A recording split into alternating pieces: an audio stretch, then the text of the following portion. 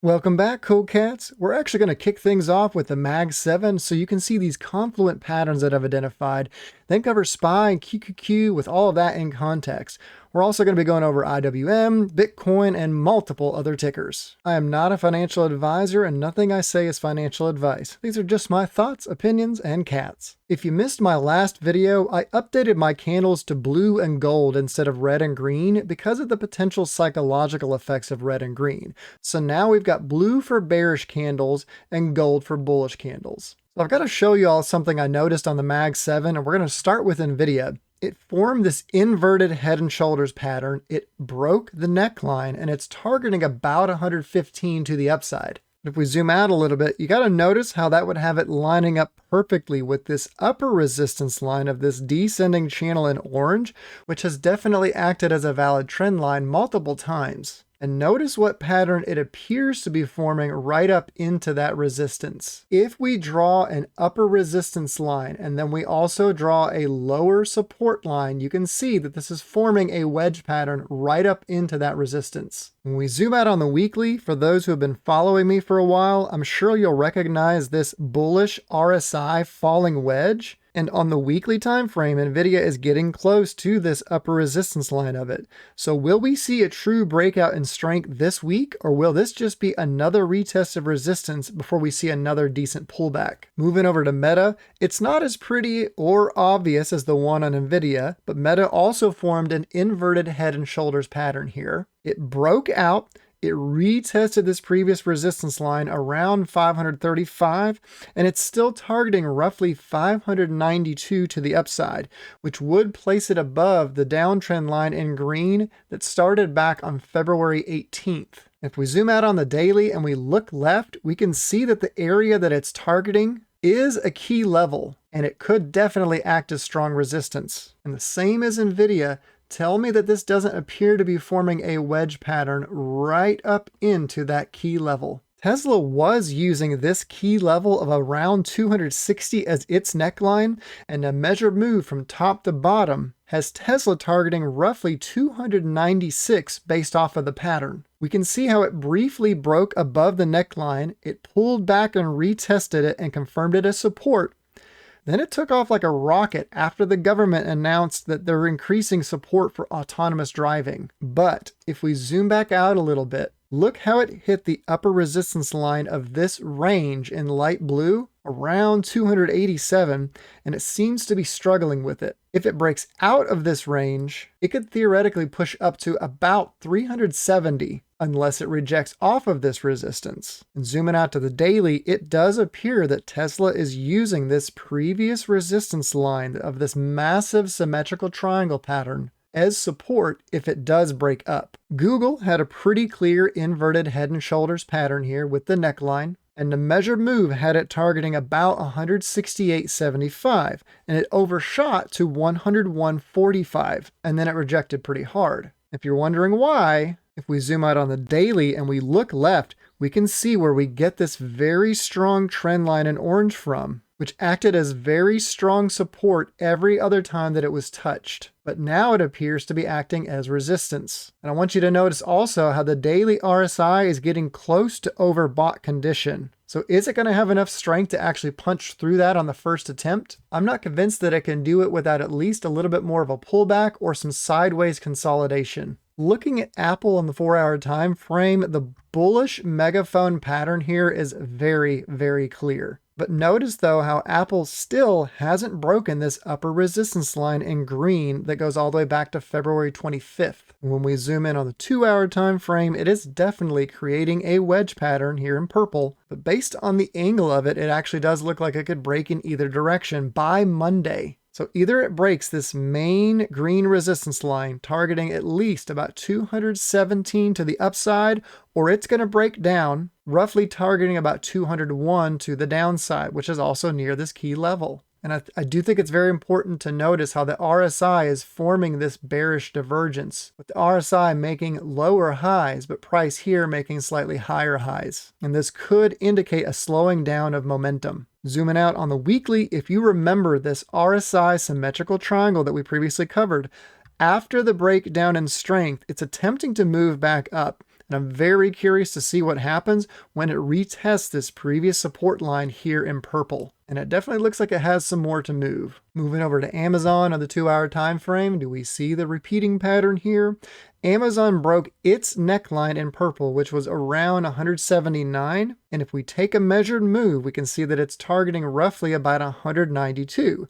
But it hit this strong resistance line around 190 even, which is also a key psychological area, and rejected slightly. Which if we zoom out on the daily and we look left, we can see just how significant of that level basically around 190 to 191 really is. If we zoom in just a little back to the 4-hour time frame, although it broke this lower support line in light blue just a little bit, Amazon also appears to have formed a bullish megaphone pattern. And it just barely broke above its downtrend line in green that started back on February 4th. And it has to break above both of these resistances and flip them into support to confirm a breakout. Looking at Microsoft on the 2-hour time frame, we can see that it used the previous support line of an old channel as the neckline for its inverted head and shoulders pattern right here, which is targeting roughly 394 to the upside, and it's basically already met its target. And yet again, look what pattern it appears to be forming right up into that resistance. If that doesn't look like a wedge, I don't know what does. So what's my point in sharing all of this from all of the Mag-7? It's to point out that most of them are already near the end of their targeted moves, near resistance and forming rising wedge patterns, which are typically bearish patterns. These are all signs that at least a short-term pullback on the market is due. And if you find all of this information helpful, would you care to please like, share, and subscribe with notifications so you won't miss any more market moving updates? Looking at SPY on the 4-hour time frame, I know that this is a very messy chart. I've heard this before, but I'm going to go over everything. And if you've missed my last few videos, I highly recommend that you check them out because everything I cover from video to video, it's all linked together, and I've linked the most recent one up above. SPY not only broke the resistance line of this potential symmetrical triangle pattern we've been covering, but also broke above the resistance line in green that began the selling all the way back to February 21st. However, as you can see, it appears to be forming a bearish rising wedge pattern with a breakdown target of roughly 30 points. And if it's going to break down or out, it should do this on Monday based on its apex right here. So it would either be targeting about 525 to 526 to the downside, which would also retest this previous support line of the symmetrical triangle. But as bullish as the markets have been, we actually can't rule out the thought that this wedge pattern plays out to the upside instead. While rare, it can happen, and it would be targeting a roughly 585 to the upside. The noticeable bearish divergence leads me to think that this will break down, grab this liquidity, then continue to push higher. And if you haven't noticed, I already have the Fibonacci levels pulled up from the all-time highs, and the 61.8% Fib retracement is around 562 and could definitely act as strong resistance. Moving over to QQQ, it also broke out of its potential symmetrical triangle around 452 to 453.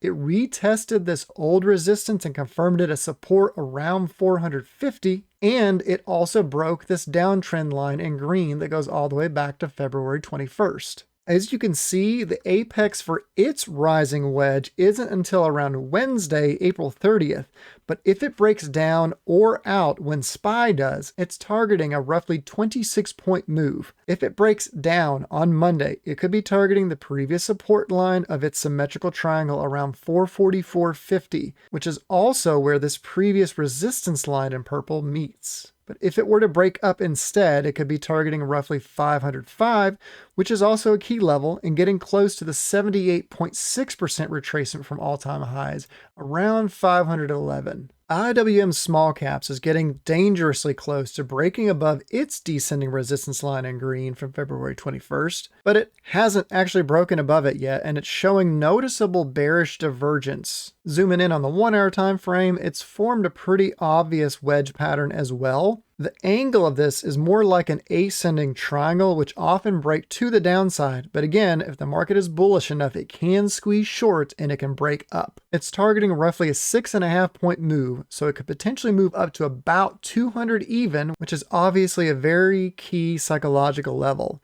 or it could go down to about 187, which if we look left, we can see it also would be a great area to pick up more liquidity. And out of all of these potentially bearish patterns I'm sharing, I want to make it clear that even if we pull back sharply this week, it could just be to grab more liquidity to continue pushing higher. For those who have called me a perma bear, I'm just a perma technical. Real quick, just taking a look at TLT for long bonds. My previous analysis hasn't really changed.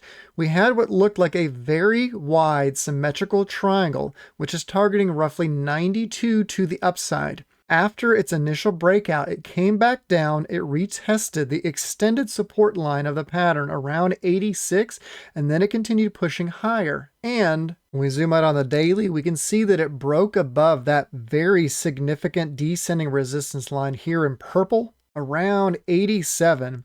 And it even appears to have confirmed it as support now. And that is a very good sign for long bonds and could signal renewed confidence in the US bond market. But for those expecting this to rally to 100 plus, hold your horses because it still would absolutely have to break above the even more significant previous support line of this major bearish channel here in light blue, which it has actually failed to do every single time since it broke down back in April of 2022. Let's take a look at Bitcoin. On the daily, I want you to notice the supply and demand zone in white that goes from roughly 89,900 to about 96,500. Every time that we were above it, it acted as demand and it pushed price back up. But once this giant rising wedge pattern started to break down, it forced price below that demand zone, and now it appears to be acting as supply. And look where we are right now.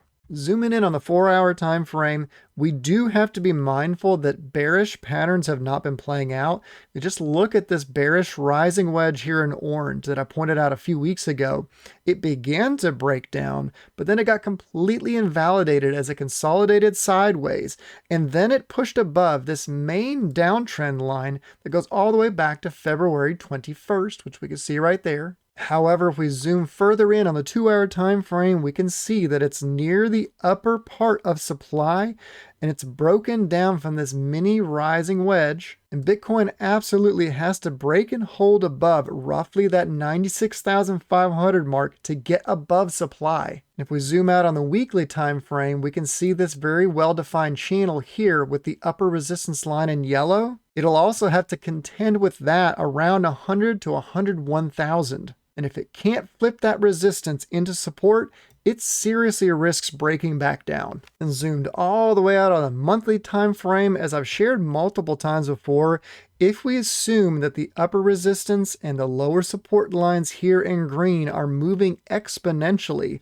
then the highest that Bitcoin should be able to go within the next few weeks would be around 108 to 110,000 before rejecting hard. And zooming back in on the daily, I still think there is the potential that this thing is going back up to grab more liquidity before this multi-month bearish rising wedge continues to play out. And as I keep sharing, it is targeting roughly 60,000 for Bitcoin, which is a very strong demand zone. Looking at the VIX on a 30-minute time frame, there is this very obvious multi-day falling wedge pattern that has formed, which is indicating a breakout of roughly 3.5 to 4 points. However, as bullish as the market has been, there is the possibility that this breaks to the downside and would be basically targeting the multi-year trend line that we've covered multiple times here in dark red between about 2150 to 22. And that's this line right here in dark red, and I'm seriously expecting at least a dead cat bounce on the VIX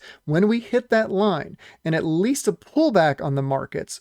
Whether or not it leads to a reversal is yet to be seen, but either way, we're getting very close. DXY, the dollar strength index, tends to move up and down in channels. And we know that it was in this descending channel in light blue since the end of January of this year, and it broke below it on April 10th, and now is attempting to push back up above the previous support line around 99.60. And it also appears to be forming an inverted head and shoulders pattern with a breakout target of roughly 102, and it has to break above about roughly 99.88 here to confirm a breakout. And I gotta wonder if the whole market was tanking alongside Dixie and then Dixie starts rising sharply, will it actually be a boost for the overall market as well, which is not typical. But it could signal that foreign capital is moving back into the US markets. On the 4-hour time frame for the ADD market breadth indicator, we can see that this appears to be forming a huge symmetrical triangle with an apex around May 28th. If anyone knows something major or any kind of events that could occur between about May 20th to May 28th, please drop it in the comments below so that maybe we have a little bit more of a heads up of what's about to happen. And this is about as significant as the giant ADD symmetrical triangle that I shared months ago. Looking at GLD on the daily time frame, it's kind of in no man's land. It broke above the resistance line of this main bullish channel in orange, which had actually held up since April 12th of 2024. But I want you to notice something amazing. Do you see this minor bullish channel here in yellow that was nested inside of it? If we extend this channel over to the right, look what happens. Once GLD hit the lower support line of that extended channel, it began rejecting sharply.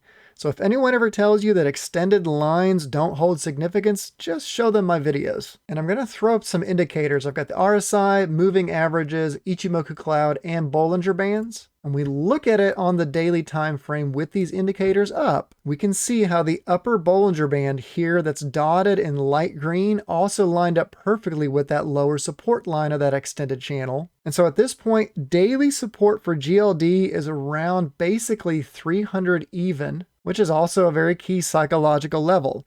And the baseline of Ichimoku is at around 295, where we could potentially expect a very strong bounce. The previous resistance line of this major channel is likely to get retested at some point and should be somewhere around 290 to 291, which would also line up perfectly with the upper daily support of the Ichimoku cloud. Zooming out on the weekly, GLD is pretty extended from weekly support, and the upper support would begin around 283, which is also basically the 10-week simple moving average. Stick around for today's trading rule to live by. Best of luck, cool cats, and God bless.